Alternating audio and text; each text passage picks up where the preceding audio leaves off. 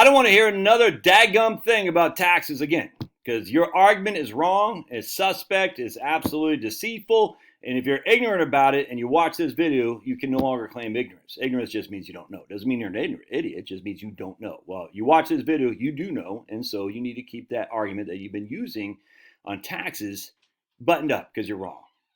All right, so check this out. This is a typical Sunday morning for me. Drink some coffee, take care of my dogs, make some bacon, eggs for my kiddos and myself. Just got done eating not one, not two, not three, but 4 slices of bacon. Probably go back for some more as well. All right, so now as I'm looking at this, I'm looking at images of or median home prices versus median income chart. All right, and so this is where I'm starting, because I do follow the economics idea, but anyway, the idea, the absolute, the truth, that an hour of labor buys a hell of a lot more food than it did 50, 100 years ago. That's just a fact. 1 hour of your labor buys more eggs than it used to in the past. 1 hour of your labor buys more flour than it used to in the past. This is just facts. I talked about in my book, Relax and Retire, which I don't have. But the issue is we've traded that for, it's very much more expensive to buy a house today relative to the median income. And this is not debatable. It is. Your median income doesn't buy you a house in terms of what it used to historically. So while the price of food has dropped like a brick and mortar relative to income, the price of housing has gone up like a helium balloon relative to median income. And the economists always want to look at one, or they can't agree that both these things can be, they're not mutually exclusive. They can coexist. In fact, they are right now. So you hear the right-wing economists like, man, what are you complaining about? Look at this. You'll hear the left-wing economists, what do you should be complaining. Look at this. And like these things both exist in tandem. They're not mutually exclusive. That's what just drives me crazy about politics. The economics profession is like, it has to be this way. It can't be the other way. They're just wrong. Anyway, so I'm looking at that. I'm like, all right. And I started looking around. Oh boy, there goes Pablo. Disposable personal income from the Fed. And disposable personal income is actually net of taxes, just FYI. So I said, that's interesting. So I'm just going to delete this. And I started coming back here. And we took the personal income as disposition. You can see lots, almost like a 1040 here. It's pretty cool. And that's pretty interesting. So I said, okay, here's personal current taxes. Personal current taxes right here. And you can see, I did log these. So you got these logged tax. You can see it's just been going personal current taxes. All right, interesting. So what is personal current taxes? In the national income, the NIPA, National Income and Product Accounts, personal current taxes include tax payments on income, including realized net capital gains and net of refunds, tax payments on personal property, and payments for personal licenses by U.S. residents. Personal taxes do not include taxes that are payable on production activities or sales taxes. These taxes, such as residential property tax and sales taxes, are classified as taxes on production imports, right? Or taxes for a social security program, social insurance programs, such as Social Security taxes or Medicare taxes, are not classified as personal income taxes. So here's personal income taxes, personal current taxes, excuse me. You can see it's been going up. But again, taxes for social insurance programs such as Social Security taxes and Medicare taxes are not considered as personal current taxes. So then I said, well, contributions for government Social Security, right here, contributions for government social insurance programs. All right, let's take a look at that. Here are so this is contributions for government social insurance. All right, and what does that consist of? Employer contributions for government social insurance, as well as payments by employees as self-employed and other individuals who participate in government social programs. All right, so that would be your Social Security taxes and your Medicare taxes. Is it not? Yes, it is. Yes, it is. So we're going to show you some here. And so I said that's very interesting. Here's your personal savings rate, by the way. Just another side note, because economists say the personal savings rate is so low, that's why we don't have innovation. Economists love to just take one chart. They say this is why innovations, we're stifling growth. We're crowding out private growth because we have personal savings rates. And I'm like, well, Japan has a huge personal savings rate. Well, Japan's different. Okay.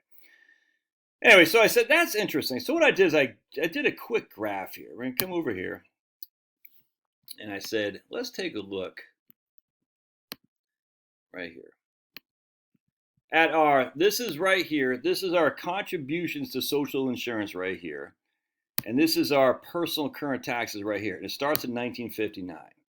Now, if we look at my Retire on Social Security book, all right, we can look at the history of our Social Security tax, and we can see how much taxes we were paying in 1959. It was on page 86 in the stuff cover, whatever it's called, paperback. In 1959, we were paying 2.5% for you and 2.5% for the employer, all right? So each was paying 2.5%. And there was no hospital insurance, which is the other part of FICA, OASDIHI. So old age survivor disability insurance, that's a 6.2 that we're paying now. Back then, we're paying 2.5. And there's no 1.45 for hospital insurance. All right, so you can see in my book right there. There it is. All right, very interesting. So watch what happens.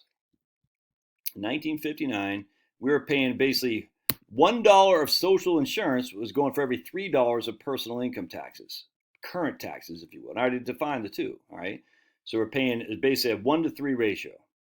Fast forward to when they passed Medicare, which is in 1965, right there, it's basically a 2 to 1 ratio or 1 to 2 ratio, all right? So we're paying essentially $1 of personal government insurance programs of taxes was going for every $2 of personal current taxes. All right.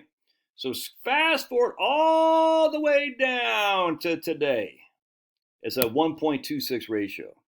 Now, again, what that simply means is 75 for every $1 we're paying for Social Security and Medicare. $1.26 is the tax we're paying into your personal current taxes.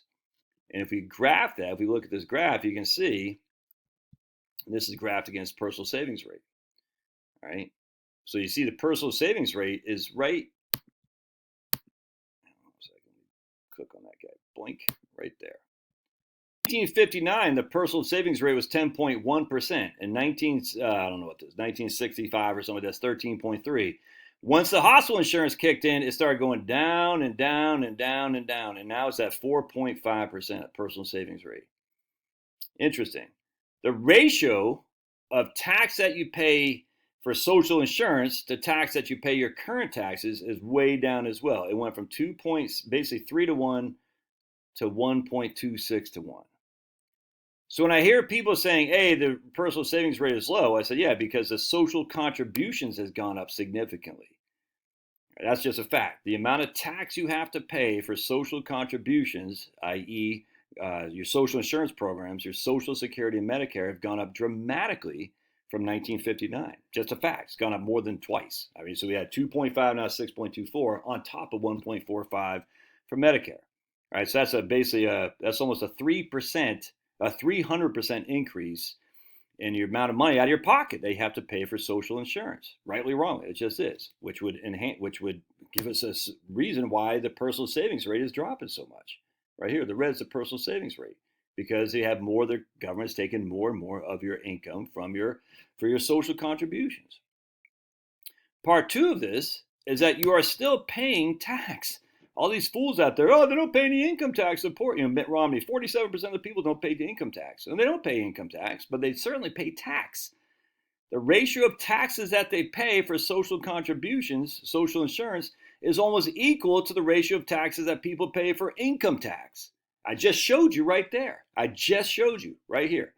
What we pay now for social insurance is 1.897 versus 2.391 off the top of my head. I can't remember if that's in billions or trillions of dollars. I just can't remember. Billions of dollars right there. Yeah, it's in billions of dollars. It's personal current taxes. 2.891 is what we pay trillions of dollars. 2.891 is $1 trillion, in personal current taxes. Whereas social insurance, we're paying right here $1.9 trillion.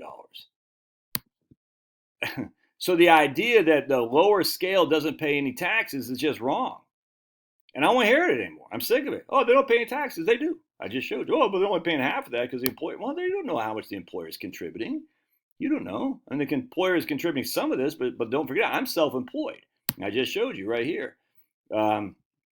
Contribution for government social insurance by employees and the self-employed.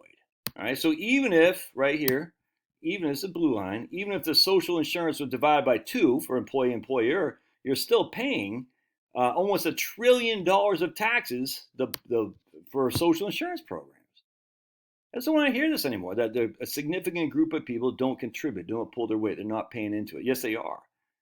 And this is why the idea that we should somehow mimic or minimize Social Security, minimize Social Security is insane to me. Because people have been paying into it. The voting base has been paying into it their whole lives. We don't want welfare queens in the Republican Party. We don't look, as much as Elon Musk is on us right now, that's great, but we don't want him. It's great he's there, without question. We want the vast middle. I'm going to show you something else here. Check this out. What you'll see right here is the top 1% and the top, basically the top 10%. Look at all that. The top 10% have basically, let's see, 50 trillion of all the wealth in the United States. The bottom 50% has 4 trillion. All right. The middle right here has 106 trillion.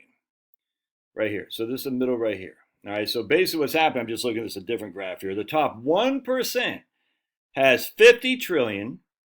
The next amount of, I should say, the top 1% has 50 trillion, excuse me. The 50 right here to 99% has 106 trillion, and the bottom 50% has 4 trillion. All right, the bottom 50% is 66.6 million households. This group right here is 65 million households, and this is 1.3 million households. And everyone's saying these people don't pay any taxes. It's just wrong. They do. They pay a significant amount of taxes. They absolutely do. These people right here, I'd say this group right here, we got 65 million people in this group right here. We got 66 million people right there. Let the Democrats have them, all right? And we want a bunch of these people, but we want to get a bunch of these people right here, and we want to get all these people right here, essentially. No, Pablo, you just came outside.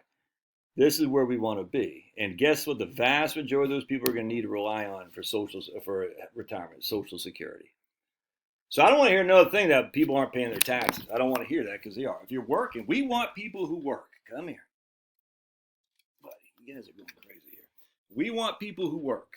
All right? If you work, we want you in the Republican Party. That's just a fact. We're not going to demean you saying you don't pay taxes because you absolutely do. If you're a welfare queen, I don't care. Let the Democrats have those guys. Let the Democrats have, freaking Larry Finks. We don't care. We want the people who are going to go get a job, work, take care of their families. And it's impugn these people by saying they don't pay tax. That's just wrong, dude. And I don't want to hear it again. All right. God bless. We'll see you. Love your thoughts. Smash. Give me a cheesehead right there. Smash that like button for that cheesehead. God, but I'm not a Packer fan because I like the ladies.